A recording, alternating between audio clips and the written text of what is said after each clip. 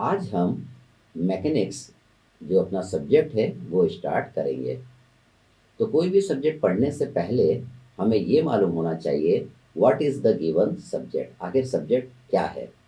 Second, हमको ये मालूम होना चाहिए why we have to study the given subject, आखिर हमें ये सब्जेक्ट क्यों पढ़ना है। मतलब what are the various field in which the knowledge of given subject is going to be use, आखिर इस सब्जेक्ट की ज़रूरत आपको आगे चल के किन किन फील्डों में पढ़ने वाली है। थर्ड, हमें ये मालूम होना चाहिए what we have to study in the given subject, आखिर हमें इस सब्जेक्ट में क्या पढ़ना है। चूंकि हम मैकेनिक्स पढ़ रहे हैं तो हमें ये मालूम होना चाहिए व्हाट इज मैकेनिक्स, हमें ये मालूम होना चाहिए why we have to study mechanics और what are the various field in which the knowledge of mechanics is going to be use. Third, हमें मालूम होना चाहिए what we have to study in mechanics, आखिर हमको मैकेनिक्स में क्या पढ़ना है। तो हम पहले समझेंगे व्हाट इज मैकेनिक्स। अगर हम मैकेनिक्स को डिफाइन करें सिंपल तरीके से तो हम बोल सकते हैं it is simply study of motion of object, या हम मैकेनिक्स को बोल सकते हैं it is a science which deals with machine and art of making them.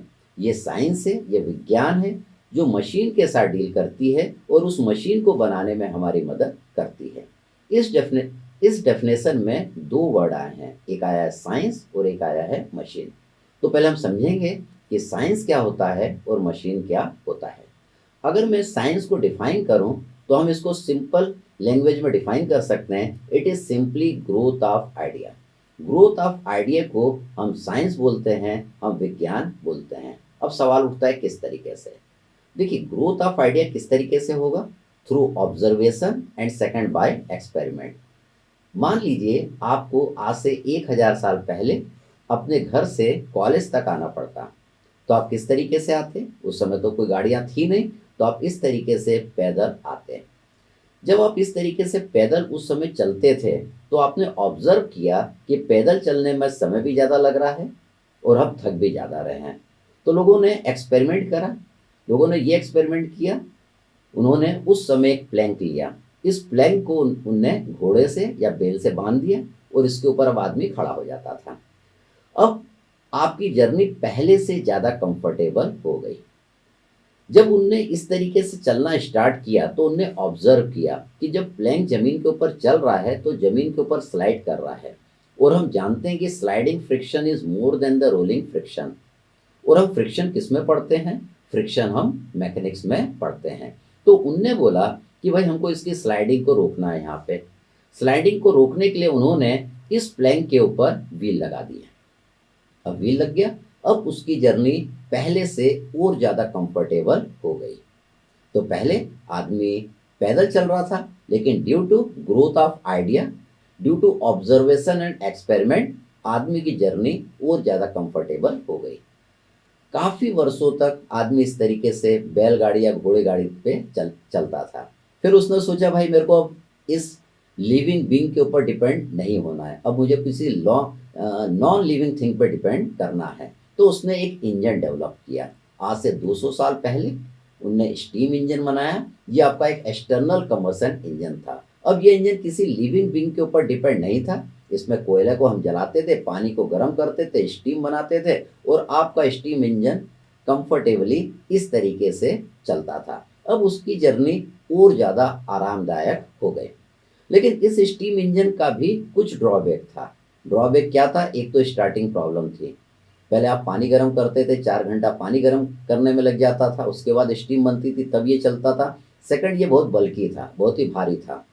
इसको कहीं पे भी ले जाना रहता था तो पटरी होना ज़रूरी है, पटरी नहीं थी तो ये ज़मीन के अंदर धंस जाता था।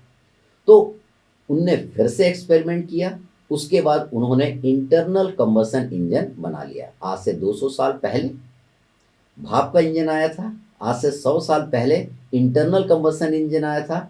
इंटरनल कंबशन इंजन में उन्होंने 2 स्ट्रोक और 4 स्ट्रोक बनाए जो कि पेट्रोल और डीजल पे चलते थे। अब इसमें स्टार्टिंग प्रॉब्लम बिल्कुल नहीं है, आप आराम से इसको स्टार्ट कर सकते हैं और अब आपकी जर्नी पहले से और ज़्यादा कंफर्टेबल हो गई। तो आज से 1000 साल पहले जहाँ पे आदमी पैदल चलता था, आज आदमी चाहे तो मून के ऊपर जा सकता है, मार्स ग्रह के ऊपर जा सकता है। It is due to science, it is due to growth of idea. It is due to observation and experiment. तो मैकेनिक्स क्या है? Mechanics it is a science which deals with machine. वो मशीन के साथ डील करती है। अब सवाल उठता है ये मशीन क्या है?